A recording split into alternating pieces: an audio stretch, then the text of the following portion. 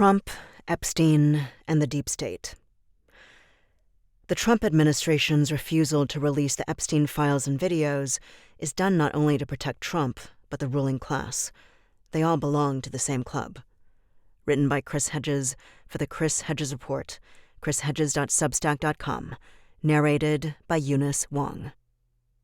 The refusal by the Trump administration to release the files and videos amassed during investigations into the activities of the pedophile Jeffrey Epstein should put to rest the absurd idea, embraced by Trump supporters and gullible liberals, that Trump will dismantle the deep state. Trump is part of, and has long been part of, the repugnant cabal of politicians, Democrat and Republican, billionaires and celebrities, who look at us, and often underage girls and boys, as commodities to exploit for profit or pleasure. The list of those who were in Epstein's orbit is a who's who of the rich and famous. They include not only Trump, but Bill Clinton, who allegedly took a trip to Thailand with Epstein, Prince Andrew, Bill Gates, hedge fund billionaire Glenn Dubin, former New Mexico Governor Bill Richardson, former Secretary of the Treasury and former President of Harvard University Larry Summers, cognitive psychologist and author Steven Pinker, Alan Dershowitz, billionaire and Victoria's Secret CEO Leslie Wexner, the former Barclays banker Jess Staley, former Israeli Prime Minister Ehud Barak, the magician David Copperfield, actor Kevin Spacey, former CIA Director Bill Burns, real estate mogul Mort Zuckerman, former Maine Senator George Mitchell, and disgraced Hollywood producer Harvey Weinstein, who reveled in Epstein's perpetual bacchanalia.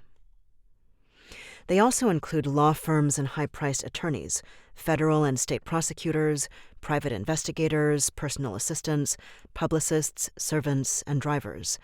They include the numerous procurers and pimps, including Epstein's girlfriend and daughter of Robert Maxwell, Ghislaine Maxwell. They include the media and politicians who ruthlessly discredited and silenced the victims, and strong-armed anyone, including a handful of intrepid reporters, seeking to expose Epstein's crimes and circle of accomplices. There's a lot that remains hidden, but there are some things we know. Epstein installed hidden cameras in his opulent residences and on his private Caribbean island, Little St. James, to capture his high-powered friends engaging in sexual romps and abuse of teenage and underage girls and boys. The recordings were blackmail gold. Were they part of an intelligence operation on behalf of the Israeli Mossad, or were they used to ensure that Epstein had a steady source of investors who funneled him millions of dollars to avoid being outed, or were they used for both? He shuttled underage girls between New York and Palm Beach on his private jet, the Lolita Express, which was allegedly outfitted with a bed for group sex.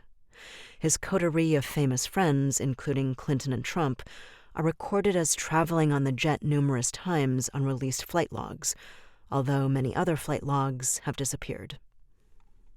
Epstein's videos are in the vaults of the FBI, along with detailed evidence that would rip back the veil on the sexual proclivities and callousness of the powerful. I doubt there is a client list, as Attorney General Pam Bondi claims. There is also no single Epstein file. The investigative material amassed on Epstein fills many, many boxes, which would bury Bondi's desk and probably, if collected in one room, dominate most of the space in her office.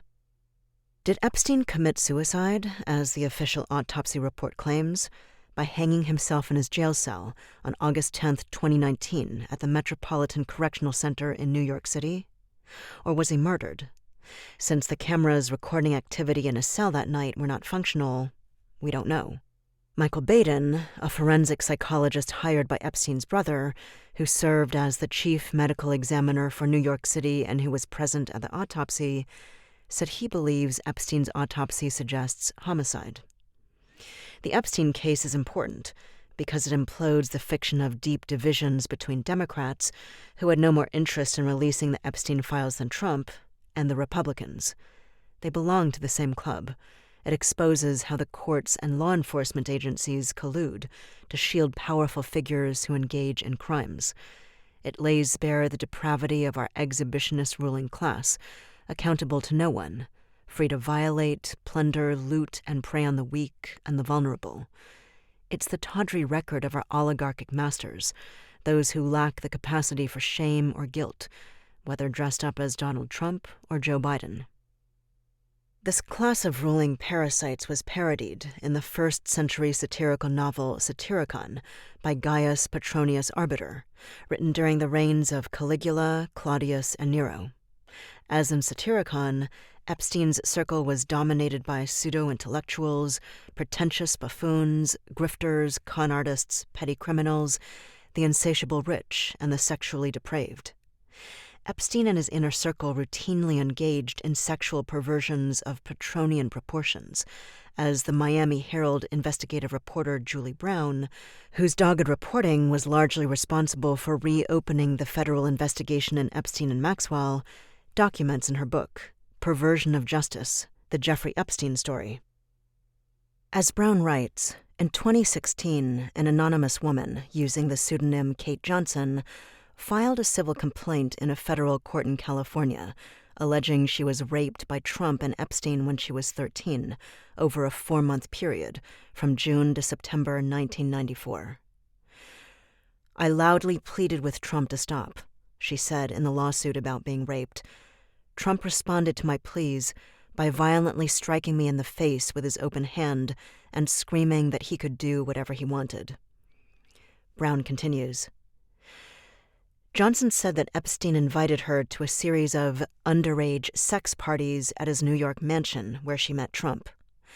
Enticed by promises of money and modeling opportunities, Johnson said she was forced to have sex with Trump several times, including once with another girl, 12 years old, whom she labeled Marie Doe. Trump demanded oral sex, the lawsuit said, and afterward, he pushed both minors away while angrily berating them for the poor quality of the sexual performance, according to the lawsuit, filed April 26th in U.S. District Court in Central California. Afterward, when Epstein learned that Trump had taken Johnson's virginity, Epstein allegedly attempted to strike her about the head with his closed fists, angry he had not been the one to take her virginity. Johnson claimed that both men threatened to harm her and her family if she ever revealed what had happened. The lawsuit states that Trump did not take part in Epstein's orgies but liked to watch, often while the 13-year-old Kate Johnson gave him a handjob. It appears Trump was able to quash the lawsuit by buying her silence. She has since disappeared. In 2008, Alex Acosta, who at the time was the U.S. Attorney for the Southern District of Florida, negotiated a plea deal for Epstein. The deal granted immunity from all federal criminal charges to Epstein, 4 named co-conspirators and any unnamed potential co-conspirators. The agreement shut down the FBI probe into whether there were more victims and other powerful figures who took part in Epstein's sex crimes. It halted the investigation and sealed the indictment. Trump, in what many consider an act of gratitude, appointed Acosta as Secretary of Labor in his first term. Trump contemplated pardoning Ghislaine Maxwell after she was arrested in July 2020, fearing she would reveal details of his decades-long friendship with Epstein, according to Trump biographer Michael Wolff. In July 2022, Maxwell was sentenced to 20 years in prison. Jeffrey Epstein's closest relationship in life was with Donald Trump.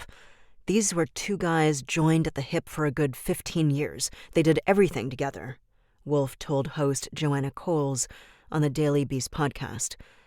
And this is from sharing, pursuing women, hunting women, sharing at least one girlfriend for at least a year in this kind of rich guy relationship with each other's planes, to Epstein advising Trump on how to cheat on his taxes.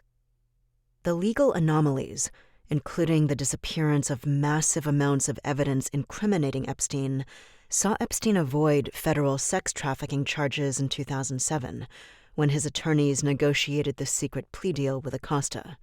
He was able to plead guilty to lesser state charges of soliciting a minor for prostitution. The prominent men accused of engaging in Epstein's carnival of pedophilia, including Epstein's attorney Dershowitz, viciously threaten anyone who seeks to expose them. Dershowitz, for example, claims that an investigation, which he has refused to make public, by the former FBI Director Louis Freeh, proves he had never had sex with Epstein's victim, Virginia Giuffre, who was trafficked at 17 to Prince Andrew. Giuffre, one of the few victims to publicly take on her abusers, said she was passed around like a platter of fruit among Epstein and Maxwell's friends until, at the age of 19, when she escaped. She committed suicide in April 2025. Dershowitz has sent repeated threats to Brown and her editors at the Miami Herald.